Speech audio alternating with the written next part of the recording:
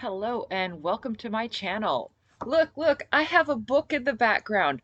I'm almost like a proper author type. Is it my book? No, it's Devious Whispers by KB Rebel. I'm reading it right now for a book club I'm part of.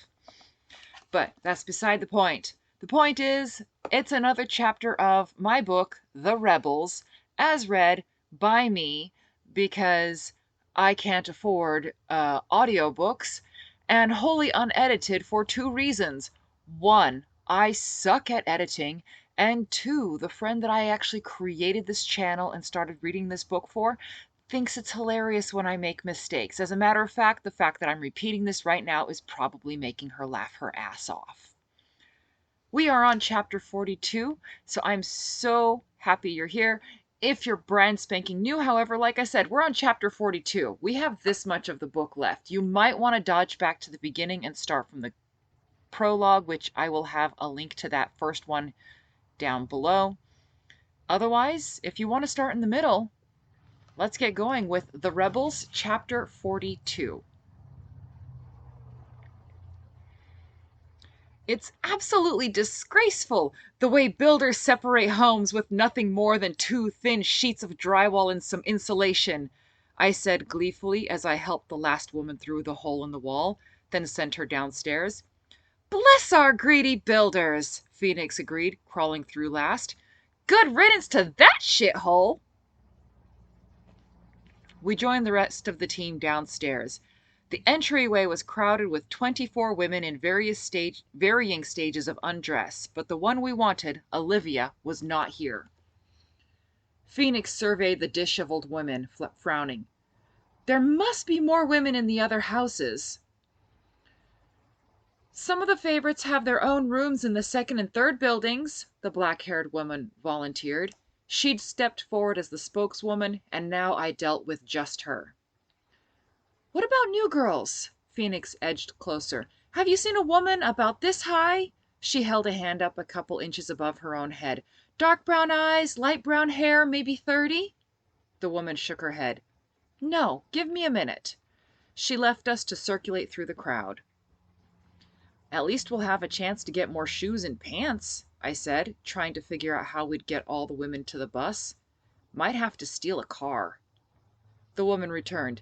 New women are kept in isolation in the second building, the one closest to the guards. Private apartments are in the third. You know how many of both there are? Phoenix asked her. The woman shook her head. We don't really get a chance to socialize with them. They're kept in their rooms. The men who see them head right up. What's in the first building? I inquired. Guards. Lots. What exactly is lots to you? Like 6 to 10? I turned back to the room at large, one hand raised to get their attention. Okay, ground rules. Everybody listens and we have a better chance of living, all right? Good. Now, no noise. If you have a question that isn't directly connected to our survival, keep it to yourself until we're safe. If you have an observation about the location of a soldier, please let someone who's carrying a gun know. Second, follow orders as if your life depends on it, because it does. Phoenix, am I missing anything? The women stared at me. From their general expressions, I guessed most of them were nonplussed, maybe even a bit bemused. Phoenix ticked items off on her fingers. Be quiet, listen to us. Nope, I think you've got it. Okay, kids, follow the person and people in front of you. Me and Phoenix got the front, Sparrow has the back. Kelt, you've got the left, Legs the right. I clapped my hands, feeling a bit manic. Right. Off we go, and let's not lose anyone. I wish the fates had told us there were so many women here. I cracked the door open and cautiously stuck my head out. It'd grown light enough that I could see clearly, though the sun hadn't quite made it over the mountains yet. Walking quickly, we moved around to the back of the house. Legs checked the windows of the house next door. When she gave us the all clear... hang on just a second. When she gave us the all clear, We hustled women past. Leaving the women hiding in the shrubs around the third building, Phoenix and me went to the window. This house turned out to be the easiest, as the soldiers were either asleep or keeping a slack watch. I had counted 5 women leaving the building when Phoenix crept halfway down the stairs and waved me over. "I got a problem," she hissed. I waited. "Well, don't leave me hanging. Is this problem going to get me killed?" "Get up here and have a look." I stuck my head in to find a room like every other in the building. A plush, comfortable queen-size bed against one wall, rich cloth hanging from the walls, and feminine bits of frippery draped over most surfaces. The only way you could say it differed was the woman still in the room. She had masses of honey-colored hair piled on her head and wide, dark blue eyes. "I am not going anywhere with you!" the nearly naked lady whisper shouted. "I see the condition your skin and hair is in. I am not having any of that." Phoenix had flattened her back against the wall next to the door, hands up defensively. "I just don't see why you'd want to stay here and get raped by any asshole who walks through that door." "Listen," the woman continued fiercely, "I like to eat on a daily basis, and more than the twigs and leaves you people look like you live on. I like to be clean, and I happen to enjoy sex on a comfortable bed. So you can take your offer and shove it up your ass." She folded her arms, glaring at us. I said, cautiously bringing the rest of me into the room. "What's going on?" "You heard her." Phoenix jabbed a finger at the recalcitrant woman. "She likes it here and doesn't want to leave. I think she's been brainwashed." "Ha!" The woman leaned forward, fury vibrating through her. "I know perfectly well what's happening, and I'll do what's necessary to take care of myself." "Yeah, but you don't have to screw Steve to do it," I pointed out, a heavy weight in my chest. "You don't have to fight, and we're the only ones who get really grubby. You'd have easy access to plenty of water." The woman showed the first signs of humor, her lips quirking into a sad smile. "Don't say anything else. While I won't tell, I'd still rather not know anything more about you to prevent accidents. After all, my clients have times where they just can't keep their mouths shut." "I'm sorry that you feel you should stay here." She gave me a genuine smile. "Thank you, but it's not necessary. I do well enough." "Maybe you do," Phoenix glared. "But what about the rest of the women who don't want to be here? What about the little girls? You okay with all these child rapists?" That comment struck a chord. "What are you talking about? No one here is under 18. "Oh, yeah. What a miracle!" Sarcasm dripped from Phoenix's words. "Tell that to the 12-year-old we found. Or that little 13-year-old. Hey, how old is Mouse?"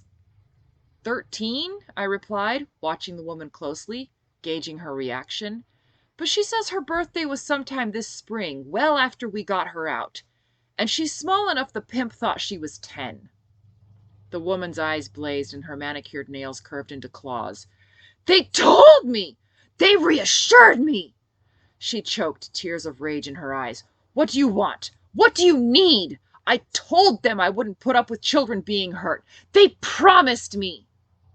"And they lied," I nodded. "So you're saying you want to help?" "Oh, yes." "Can we trust her?" Phoenix murmured. I shrugged. "Here, give me a moment."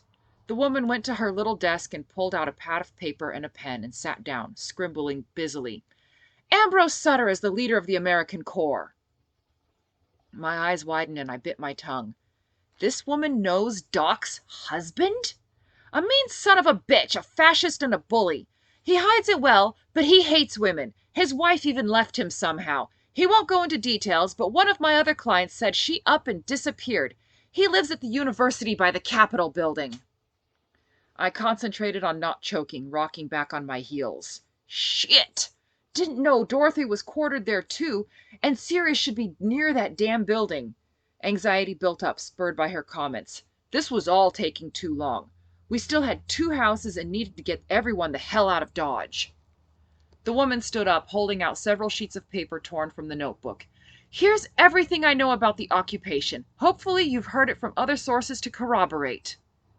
I pursed my lips in a soundless whistle, scanning the papers. Would you be willing to do this regularly? You want me to meet with someone? She shook her head forcefully. No, too dangerous. How about a drop point where you leave stuff like this and we have a courier pick it up? How do we go about this? I thought quickly. As a favorite, can you ever leave this place? She nodded. Every afternoon I go for a run. We'll send someone to meet you some afternoon. The contact's name is River, and they'll find you. Who are you then, and your angry friend? I grinned. I'm Captain. My angry friend is Phoenix. And who will I be? Nightingale? Phoenix threw out. I think that's a songbird. Pretty standard. Do I look like the usual? Bluebird, robin, chickadee, tit, shrike, butcherbird. I threw the names out desperately, needing to be done. The woman narrowed her eyes, contemplating. Kinglet, warbler, lyrebird. Nope, she shook her head. Shrike. I like that one. Now we just have to figure out how to explain you surviving, Phoenix put in. Surviving what? Shrike asked. We're gonna blow this shit to Kingdom Come shortly, I explained, so you probably shouldn't be here. I'll tell them I was out for my run. Shrike went briskly to the closet and pulled out running clothes, stripping unselfconsciously. Will they believe you? I cocked my head, listening. Silence. I breathed out, some of my anxiety leaving me. I'll make them. Shrike looked sure of her ability. I shrugged. Okay. You sure we can't interest you in leaving with us? Shrike's brows drew together. You're willing to lose all the information I could give you. I'd rather you were safe, I informed the woman, leading the way down the stairs once she finished dressing. Pfft, she waved a hand airily.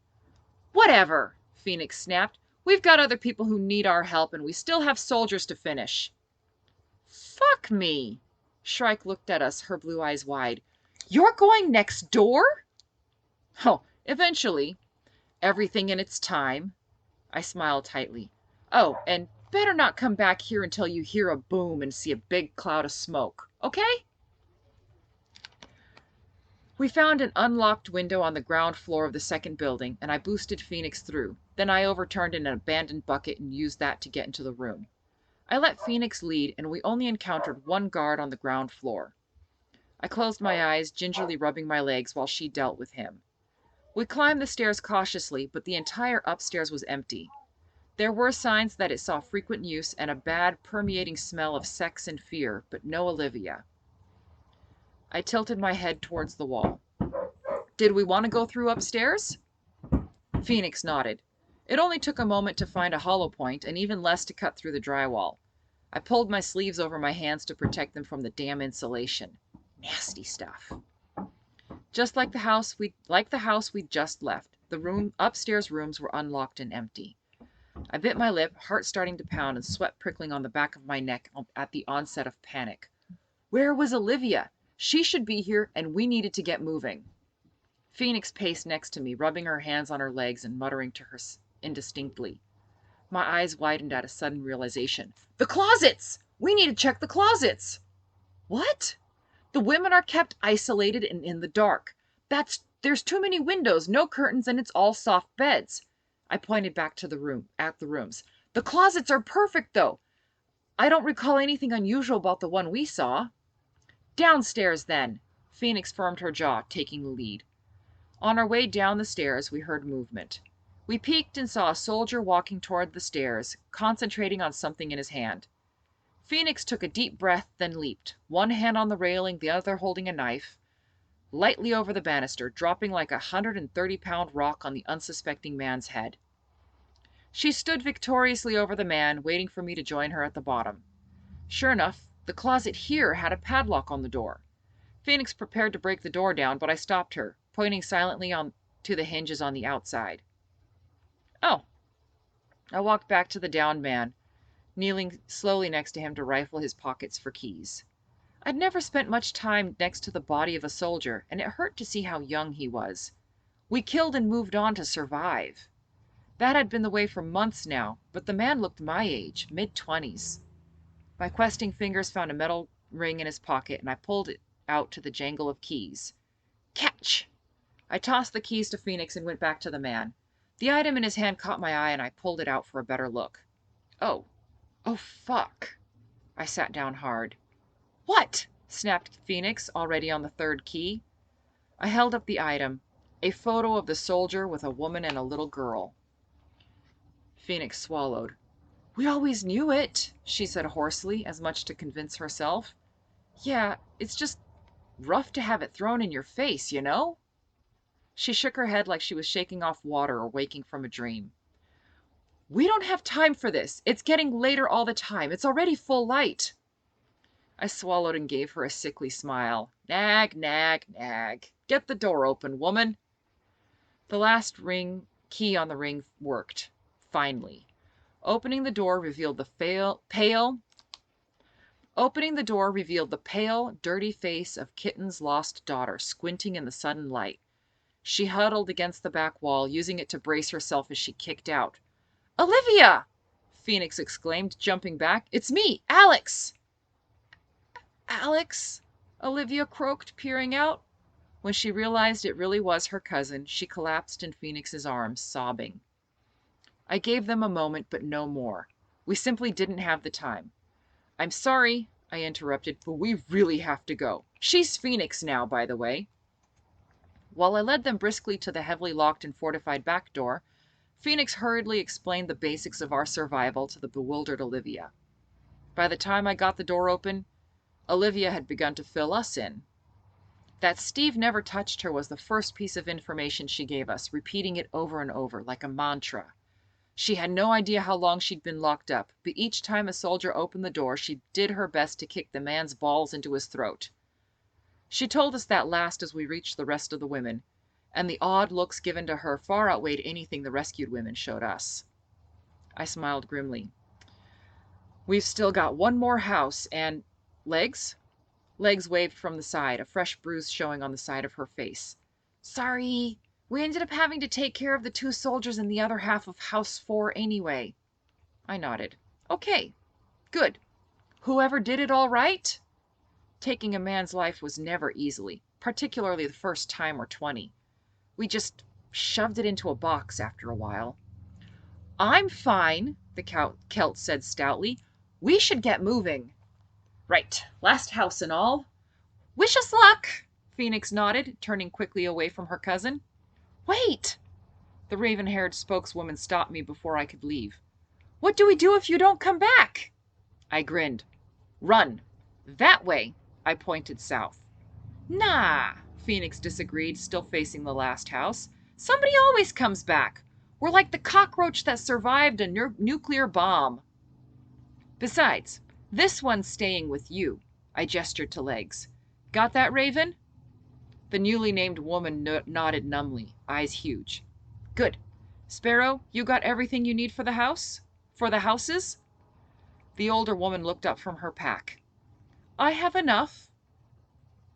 I flipped the women a peace sign over my shoulder as I walked away, following Phoenix and the Celt. I could barely hear the woman say, Raven? But by that point, I needed to concentrate on the job in front of us. Water splashed on the dry ground around my knees as I knelt in the thirsty grass, allowing Sparrow to dump another bucket of water over my head. The water sluiced the blood from me, and I scrubbed my hands over my face and through my hair, trying to rinse it all out. Phoenix stood a little ways away, being rinsed off herself, eyes closed and jaw clenched tight. Olivia hovered around her, gently pouring water over the fighter's head and wiping the blood from her face. I swallowed, seeing the love in her eyes as she tended her cousin.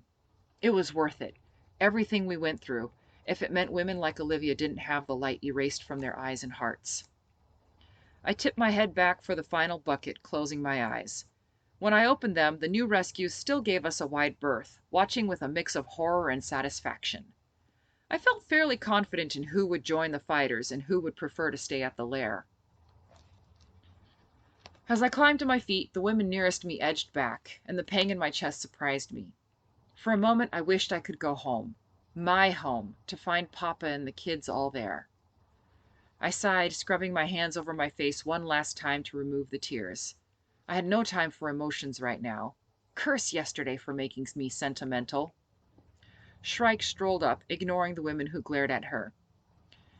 You definitely got all of them? Yeah. I blew out a breath, trying to banish the scent of blood and the memory of it splashing on my face.